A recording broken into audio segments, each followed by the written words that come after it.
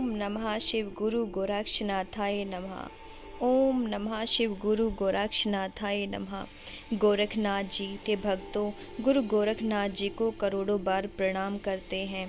आप सबका अभिनंदन करते हैं और गुरु गोरखनाथ पुराण के 25वें भाग में आपका स्वागत करते हैं। गुरु गोरखनाथ जी घूमते घूमते गोदावरी गंगा के तट पर नगर में से जंगल में पहुंच जाते हैं।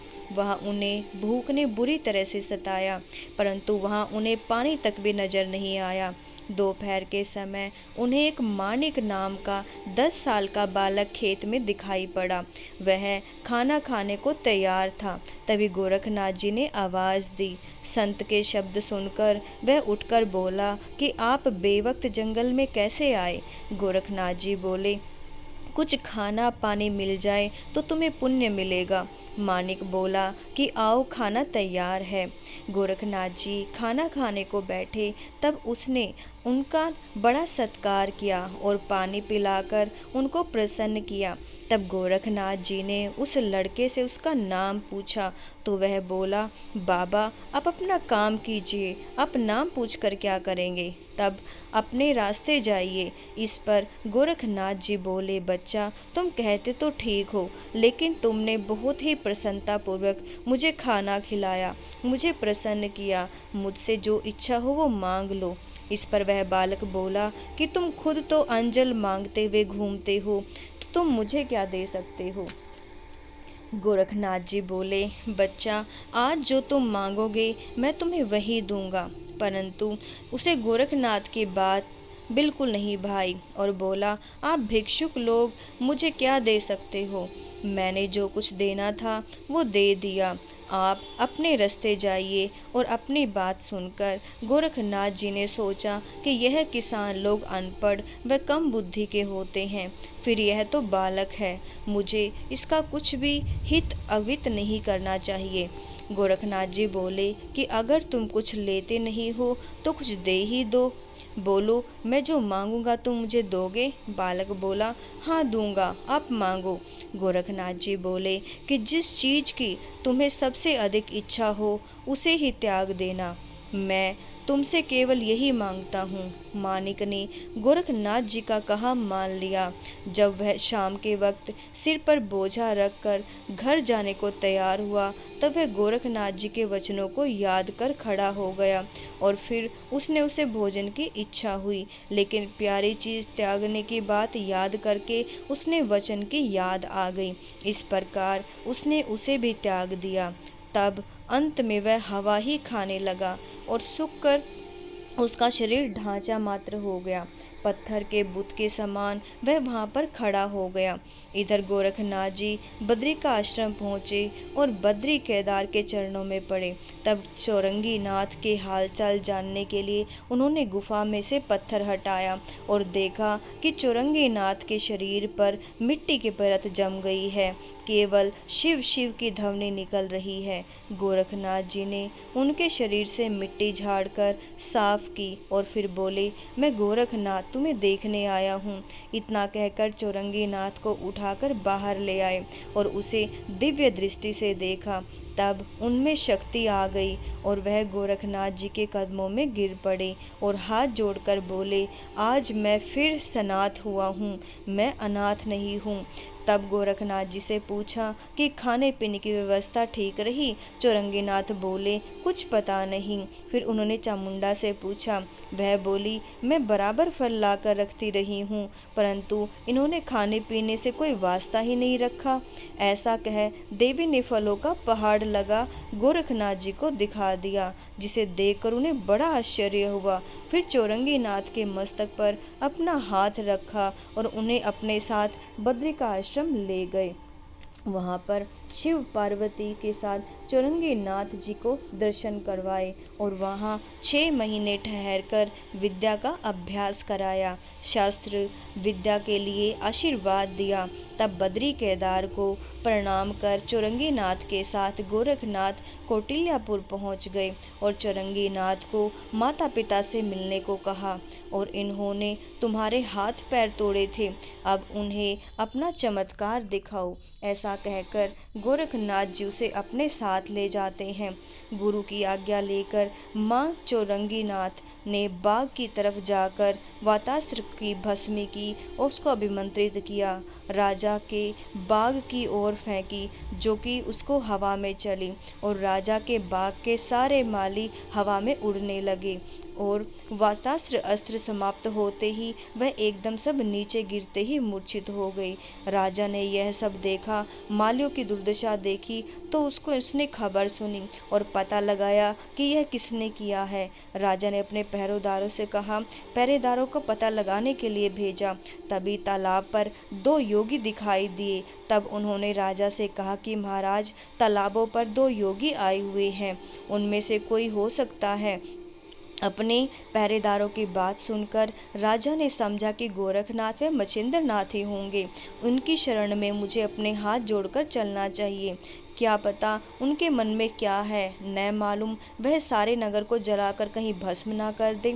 तब राजा हाथ बांधे हुए अपनी सेना के साथ योगियों की शरण में पहुंच जाता है। तब गोरखनाथ जी ने चौरंगीनाथ को अपना प्रताप दिखाने को कहा। अपने गुरु की आज्ञा मिलते ही उसने वातास्त्र छोड़ा। तभी राजा अपने सेना सहित आसमान में उड़ गया। दोबारा आज्ञा मिलते ही उसने परवास्त्र छोड़ा, वातास्त्र निकाल दिया, जिससे सब धीरे धीरे नीचे उतर आए। तब गोरखनाथ जी की आज्ञा से चौरंगीनाथ अपने पिता के कदमों में गिर पड़ा और राजा को उनका पुत्र होने की पहचान दिलाई। तब राजा ने अपने बेटे को पहचान कर छाती से लगाया और राजा गोरखनाथ जी के कदमों में गिर पड़ा और घर चलने का आग्रह करने लगा। तब चौरंगीनाथ ने राजा से कहा, हम आपके घर नहीं जाएंगे, क्योंकि आपने सौतेली माता की कपट भरी बातें सुनकर मेरे हाथ पैर तुड़वा दिए थे। ऐसा कहकर चौरंगीनाथ ने सारी दास्तान राजा को सुनाई कि रानी ही बहुत ही गलत नज़र से मेरी तरफ देख रही थी। उसने ही काम वासना से मुझे सब कुछ करने को कहा, लेकिन मैंने मना कर दिया था। तब राजा ने जाना कि मेरी रानी भुजावती बहुत ही गलत आचरण वाली स्त्री है।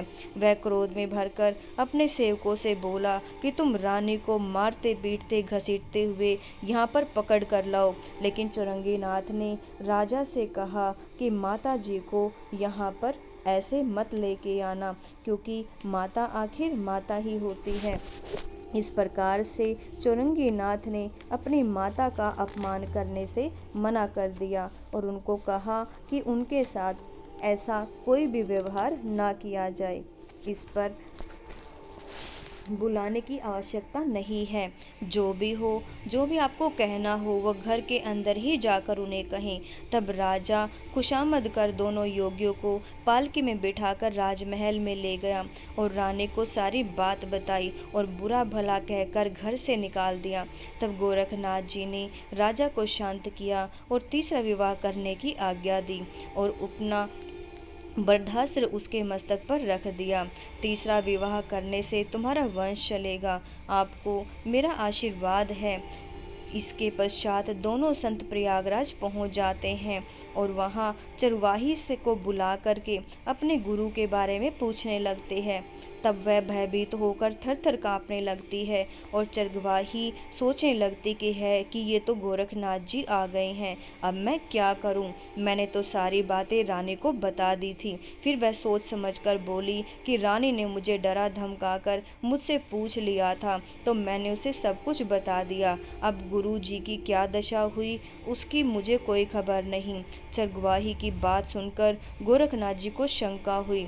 तब वह सुरंग में देखने गए तो वहां शव नहीं था। शव को वहां न देख करके वह रोने लगी। गोरखनाथ जी को रोता हुआ देख चरवाही बोली कि आप चुप बैठे रहो, मैं रानी से पूछकर अभी बताती हूँ, शव के बारे में भेद लगाती हूँ। वह तुरंत राजमहल में पहुँच जाती है और रानी को बोलती है कि मैंने मच्छिंद्रनाथ का शव आपको सुपुर्द किया था। अब 12 वर्ष पूरे होने के बाद गोरखनाथ जी आए हैं, मैं उनसे क्या कहूँ? इतना सुन रानी ने चरवाही को अलग ले जाकर कहा कि मैंने उस शरीर के टुकड़े टुकड़े करके जंगल में फेंकवा दिए थे, जिससे काफ़ी काफ़ी अरसा हो चुका है, अब तक तो उनकी लाश को कीड़े मकोड़ों ने भी खा लिया होगा। रानी की बात सुनकर वह बहुत भयभीत हो जाती है और अपना माथा पीटती हुई गोरखनाथ जी के सामने आती है और सारी बात बता देती है। तब उन्हें बड़ा क्रोध आता है और रानी को सजा देने की धारणा बना लेते हैं। फिर अपने गुरु जी को, लेकिन वो उनके गुरु की स्त्री थी फिलहाल। इस प्रकार से फिर अपने गुरु की स्त्री मेरी भी तो माता हुई, ऐसा विचार करके रानी को सजा देने का विचार छोड़ दिया और वह मछेंद्र नाथ के शव के टुकड़े ढूंढने में लग गए। लेकिन टुकड़े तो मिले ही नहीं। वह तो पहले ही वीरभद्र के पास कैलाश पर्वत पर जा चुके थे। ऐसा उन्होंने अपने योग विद्या से देखा तो उनको पता चला कि वीरभद्र के पास वह पहुंच चुके हैं। हार कर कैलाश पर्वत पर गए। तब वीरभद्र ने सुना अब गोरखनाथ आने वाला है। वह 12 वर्ष बीत चुके हैं, इसलिए हमें सावधान रहना चाहिए। इतना सुनते ही गोरखनाथ और चुरंगीनाथ दोनों ने मिलकर विचारा और झोली खप्पर लेकर तैयार हुए। गोरखनाथ जी ने सबसे पहले सूर्य पर परवास्त्र की योजना बनाई और फिर सूर्य के रथ चलाने में बाधा उत्पन्न की। तब सूर्य ने वज्रास्त्र से परवास्त्र का तोड़ किया और बोले, मुझे रुकावट डालने वाले तुम कौन हो? तुम कौन इतने वीर यहाँ पर आ गए हो? फिर क्रोध करके जाना और यह गोरखनाथ का कार्य है, इसीलिए सूर्य देव उनके सम्मुख आकर खड़े हो गए और उनको प्रणाम किया। उन्होंने कहा कि मेरा ताप मुझे ना सताओ, इसीलिए चंद्रास्त्र की योजना कर हजारों चंद्रमाओं को पैदा कर दो, जिससे किसी को गर्मी से नहीं सताना हो। तब दोनों योगी सूर्य के कदमों में गिर पड़े। तब सूर्य बोले कि आप लोगों ने मुझे व्यर्थ परेशान क्यों किया? गोरखनाथ जी बोले कि मेरे पिता, मेरे गुरु मछेंद्र नाथ का शव शिवगणों के पास कैलाश पर्वत पर है। आप ऐसा कोई उपाय बताएं कि हम अपने गुरु का उद्धार कर सके। आप हम पर उपकार कीजिए। गोरखनाथ की बात सुनकर सूर्यदेव दोनों योगियों के साथ कैलाश पर्वत पर पहुँचे। शिवगण सूर्य के कदमों में गिर पड़े और दर्शन देने के कारण पूछा। तभी सूर्य देवता ने गोरखनाथ के प्रताप से वीरभद्र को आग्रह किया और उनसे विनम्रता के साथ पूछा, परंतु वीरभद्र पर उस बात का कोई असर न पड़ा, क्योंकि वह नहीं चाहता था कि गुरु मछेंद्र के कोई भी टुकड़े वो गोरखनाथ को दे। और वह कहने लगा, मछेंद्र नाथ ने हम लोगों की बुरी दशा बनाई हुई थी और अब हमें मौका मिल गया है। वह सूर्य ने उन्हें समझाया कि अगर तुम्हें अपने ऊपर इतना घमंड है तो उस समय तुम्हारी शक्ति कहाँ चली गई थी जब तुम बाप छोड़कर अकड़ दिखा रहे हो। तुरंत गोरखनाथ जी को तुम कम न समझना, वह तुम्हें गुरु से एक कदम आगे ही मिलेंगे। अकेले मछेंद्र नाथ ने तुम्हारी क्या दशा बनाई थी तुम अच्छे से जानते हो, यह तुम भली प्रकार जानते हो। अब तो गोरखनाथ है और चुरंगीनाथ 2 योगियों से मुकाबला है, लेकिन वीरभद्र पर सूर्यदेव की किसी भी बात का असर नहीं होता। उसे उत्तर दिया, हम मछेंद्र नाथ के शव के टुकड़े किसी भी कीमत पर वापस नहीं देंगे, जिससे जो बन पड़े तुम वो करो। तब सूर्य देवता बोले कि अगर तुम्हारे युद्ध करने की इच्छा है तो पृथ्वी पर करो, जो तुम मेरी बात नहीं मानोगे दे तो कैलाश पर्वत को चूरा बना देगा। इतना कहकर सूर्य देवता अंतर्ध्यान हो गए और वीरभद्र ने शिवगणों को आज्ञा दी कि तुम लोग आगे चलो, पीछे से मैं आता हूँ। और इस युद्ध में अष्ट भैरव और 84 लाख शिवगण अस्त्र शस्त्रों सहित पधारे। शिवगणों की सेना देखकर गोरखनाथ और चुरंगीनाथ दोनों योगी भी तैयार हो गए। दोनों तरफ विजय के मतवाले युद्ध करने लगे, परंतु चुरंगीनाथ ने मोहनी अस्त्र व वातास्त्र की योजना से वीरभद्र का सारा दल तिरबतर कर दिया और वह भयभीत होकर भ्रम में पड़ गए। तभी वीरभद्र चामुंडा को साथ लेकर युद्ध में आ उतरे। अपने दल को भागते देखकर गुस्से से पागल हो गया। उसने देखा कि उसकी सेना एक दूसरे का ही नाश करने लगी हुई है। उसने तुरंत अपने अस्त्रों का प्रयोग किया, लेकिन गोरखनाथ की संजीवनी योजना से दान बदल जी उठा और उसका नाम महेशासुर, मुचकोंद, जलधर, मधुरा, त्रिपुरा, और अनेकों नाम आदि राक्षसों को देखा।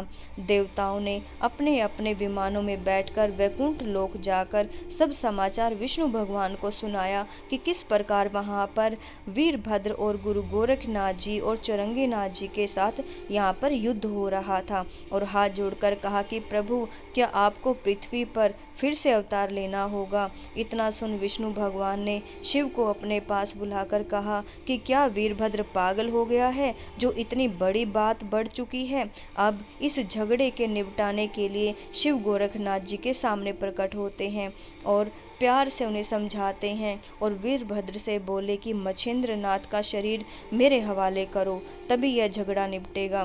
तब शंकर जी की आज्ञा अनुसार चामुंडा को भेजकर मच्छिंद्र नाथ के शरीर के टुकड़े मंगवाए और गोरखनाथ जी को सुपुर्द कर सब राक्षसों को सुपोष होने की आज्ञा दी।